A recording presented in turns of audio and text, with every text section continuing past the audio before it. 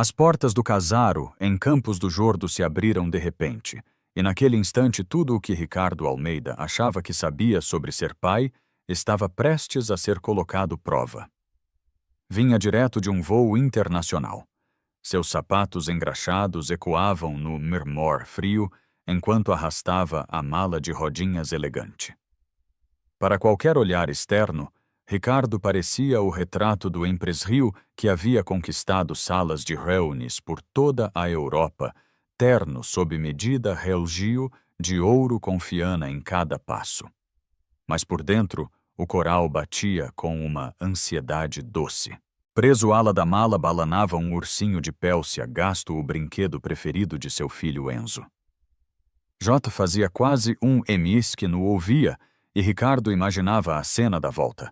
Enzo correndo para seus braus risadas, ecoando pelos corredores a promessa de recuperar o tempo perdido. Mas o destino raramente segue o roteiro que escrevemos. O retorno antecipado era para ser uma surpresa. Em vez disso, tornou-se o primeiro ato de algo que ele não podia prever.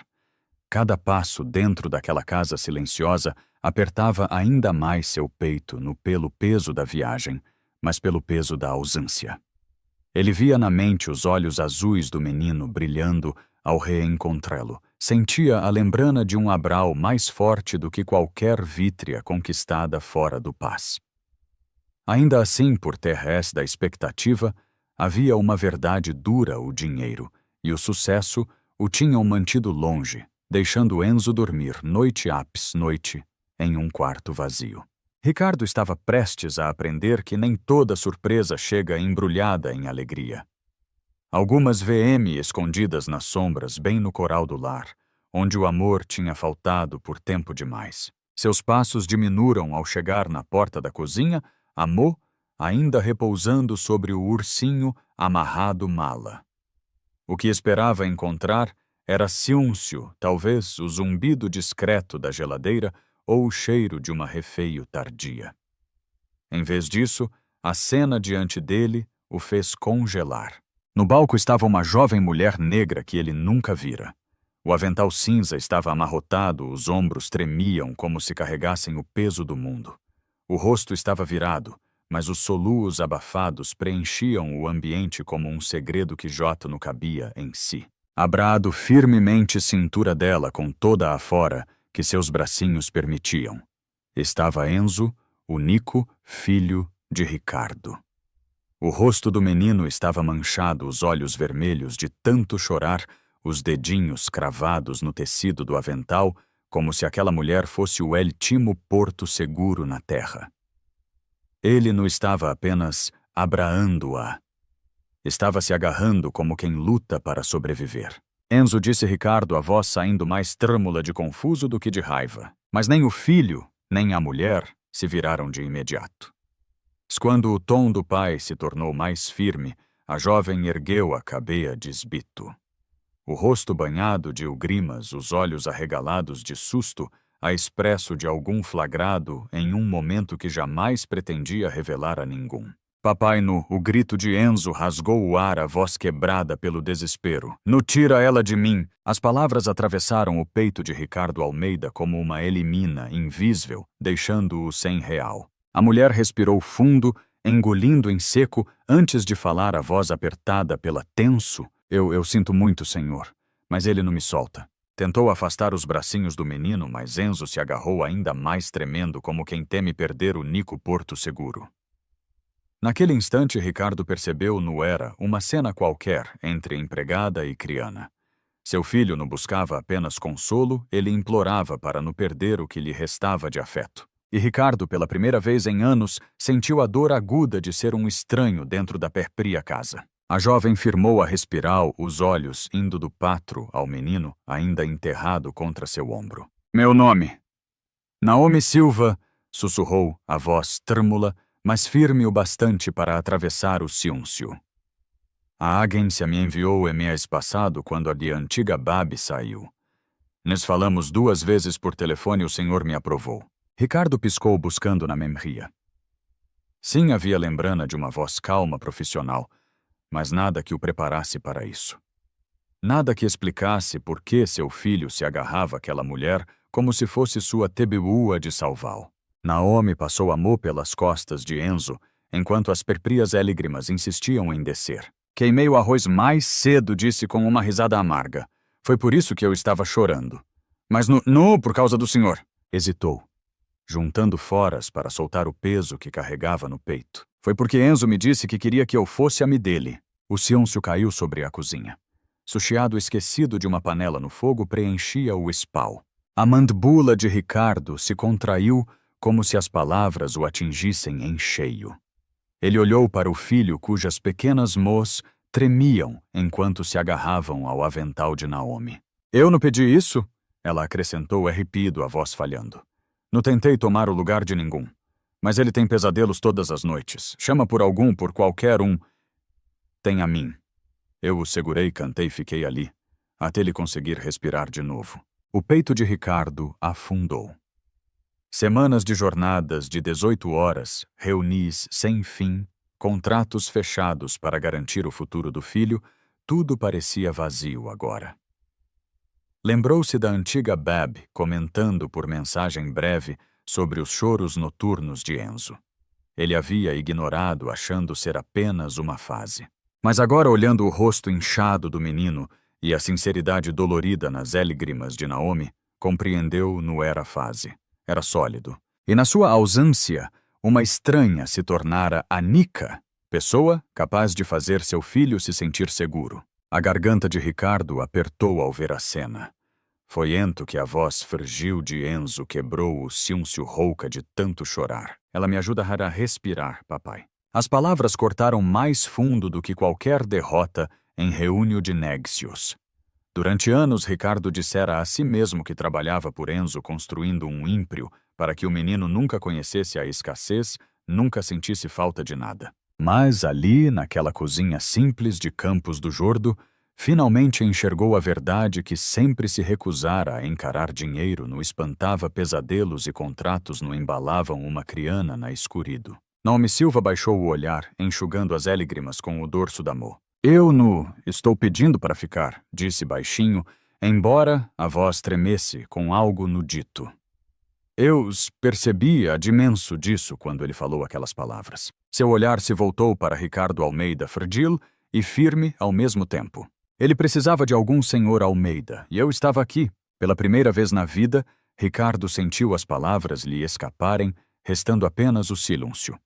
J. tinha comandado andares inteiros de executivos derrubado concorrentes com preciso kirjica, mas agora, diante de um filho em prantos e de uma mulher que mal conhecia, estava impotente.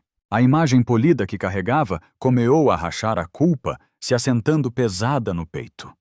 Havia imaginado o retorno de outra forma, um reencontro alegre Enzo correndo para seus braços, o quadro perfeito de um pai dedicado, voltando de uma viagem vitoriosa. Em vez disso, o filho se agarrava ao colo de outra pessoa, e ele era o intruso. Eu achei que estava fazendo certo, murmurou quase para si mesmo a voz espera. Trabalhando, construindo algo para ele. Os olhos de Naomi se ergueram firmes agora, as palavras cortando o ar com clareza. Dinheiro no canta para uma criana noite, senhor Almeida. Dinheiro no segura a modela depois de um pesadelo. E com isso as paredes cuidadosamente erguidas em torno das escolhas de Ricardo começaram a ruir. Enzo afundou o rosto ainda mais contra a lateral do corpo dela, a vozinha abafada, mas cheia de urgência. Não deixa ela ir embora, papai. Por favor. O pedido desmontou Ricardo por dentro. Ele tinha voltado com presentes acreditando que poderiam tapar a distância, mas agora via o quão rasos eram aqueles gestos. O filho não pedia brinquedos, nem viagens, nem promessas de um futuro melhor, pedia presena, pedia amor que pudesse tocar. Ricardo abriu a boca, mas fechou em seguida as palavras presas como pedra na garganta. Naomi, se recompondo, passou a mão com carinho sobre a cabeça de Enzo. Tudo bem, meu bem? Sussurrou a voz firme, mas suave. Ninguém est bravo com voc. As palavras não eram S para Enzo. Eram também para Ricardo carregadas de uma reprimenda envolta em compaixo. Eu não estou bravo, disse Ricardo arrepido, quebrando o silêncio denso. Nunca poderia ficar com raiva dele. Os olhos de Naomi se voltaram para os dele agora afiados e sem medo. Ento mostre isso a ele, respondeu sem rodeios. Eles têm 4 anos. não entende ciúncio nem longas horas no escritrio. Tudo o que ele sabe que o senhor vai embora e volta com presentes em vez de abraos. A verdade doa. Ricardo Almeida sempre acreditara que prover era suficiente, que o imprio que erguera era uma forma de amor. Mas ali diante dos ombros fregéis de Enzo tremendo, percebeu a falha desse pensamento. O menino não precisava de provas de riqueza, precisava de provas de amor. As mãos de Ricardo tremiam levemente quando ele se inclinou a voz quebrada em algo humano e delicado. Enzo! O filho hesitou, agarrando-se com mais fora a Naomi Silva. E naquele instante de hesital, Ricardo entendeu a distância que o separava um abismo que dinheiro algum jamais poderia preencher. Ficou parado de braços abertos, sem saber se o filho teria coragem de atravessar o vazio entre eles. O ciúncio pesava quebrado apenas pelo chiado suave da panela esquecida no fogo. Ento lentamente como uma criana que toca a água gelada, antes de mergulhar, Enzo se desprendeu do lado de Naomi. Os passos foram incertos, o rostinho molhado de lágrimas, erguido com cautela em direção ao pai. Não houve corrida nem salto alegre como Ricardo sonhara no avio. Em vez disso, o menino se aproximou, como se a confiança fosse frágil demais para ser apressada, algo que poderia estilhaar-se a qualquer movimento brusco. Quando finalmente alcanou o pai, nucilanou em seus braços, apenas se derreteu, testando primeiro o calor daquele abrau, antes de se entregar por completo. Ricardo o envolveu com fora, sentindo o corpinho tremer contra o peito. Sua voz saiu embargada, rasgada de arrependimento. Me perdoa, filho, eu não sabia o quanto você estava sozinho. A resposta de Enzo veio num sussurro baixo que quase partiu o coral de Ricardo em dois. Não deixa ela ir embora. O pai ergueu os olhos para Naomi. O aperto em seus braços aumentou como se quisesse proteger o filho da própria ausência. Ela estava em véu, as mãos torcendo o avental na cintura, as lágrimas insistindo em voltar, mas dessa vez não as escondeu. O rosto dizia tudo o quanto se importava, o medo de ser descartada, o tanto de si que Jota havia dado. Eu também não quero que ela disse, Ricardo, suavemente as palavras surpreendendo a si mesmo. Os elbios de Naomi se entreabriram em choque, o flego preso como se não ousasse acreditar. Naquele instante, Ricardo percebeu que nu era apenas Enzo quem havia sido salvo pela presença dela. Naomi também o havia resgatado, obrigando-o a enxergar as rachaduras de uma vida que ele julgava perfeita e lhe oferecendo a chance de reconstruir-no com riqueza, mas com amor. As mãos dela pararam de tremer, os olhos arregalados diante do peso das palavras. Senhor, por favor, comeou com cautela, a voz baixa, quase incerta. Eu não quero ultrapassar meus limites. Fui contratada para cuidar da casa no Para. Ricardo balanou a cabeça firme, mas com uma doura que antes não existia em sua voz. Não apenas como empregada Naomi. Fique como algum que se importa com ele. Talvez, como algum que possa me ajudar a aprender a ser o pai que ele merece. A frase pairou no ar pesada de sinceridade. Enzo ergueu o olhar à mozinha ainda agarrada à manga da camisa do pai, os olhos marejados de esperança. Ela pode, papai.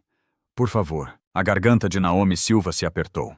Eu não quero ultrapassar nenhum limite, sussurrou a compostura vacilando. Ultrapasse, respondeu Ricardo Almeida. O olhar firme e inabalvel. Se for isso que vai fazê-lo se sentir seguro de novo. Pela primeira vez desde que Ricardo entrara na cozinha, um calor suave brilhou no rosto de Naomi. Não era um sorriso de vítrea, mas algo mais delicado, uma aceital cautelosa. Ela soltou o ar devagar, como se estivesse prendendo a respiral havia semanas.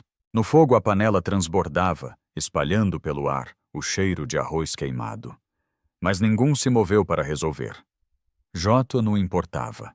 O que importava era o pequeno menino entre eles, o coral, batendo mais calmo como se seu mundo antes partido comeasse, enfim, a se recompor. Ricardo Ento pegou o ursinho de pélcia ainda amarrado sua mala e o entregou a Enzo. Trouxe isso para vós, disse baixinho a voz tremula.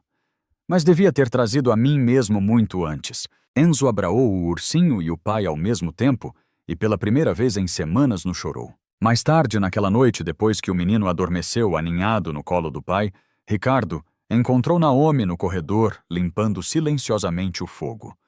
Ela se virou ao ouvir seus passos, o rosto incerto como quem esperava ser dispensada. Mas Ricardo falou com suavidade. Eu sei que esse não era o trabalho que você imaginava. Naomi sorriu de leve, um sorriso cansado. Não era? Mas era o trabalho que eu precisava. Ricardo assentiu a voz firme, mas agora humilde. Se algum dia você quiser algo mais, um curso, um diploma, qualquer coisa, ter o meu apoio.